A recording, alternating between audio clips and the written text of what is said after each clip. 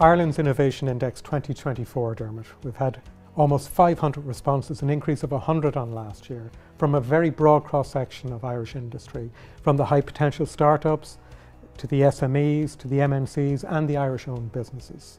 So a very representative survey. What did that tell us? So let's start with the reasons to be optimistic. 77% of the companies that responded are planning to increase their spend on research and innovation over the next 3 years. So that's fantastic. It'll drive the Irish economy. It will drive jobs and growth and prosperity. There are some challenges, right? There is 60% of companies, which is up significantly in last year, have identified funding that innovation as a key challenge.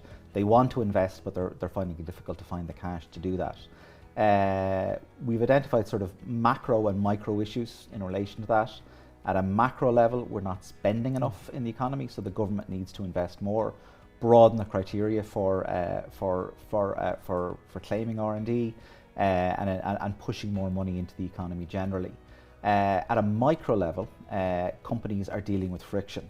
So over 40% of companies have identified the administrative burden, and burden's the right word, on the R&D tax credits and on drawing down grants as a challenge and as a piece of friction to engaging successfully in innovation.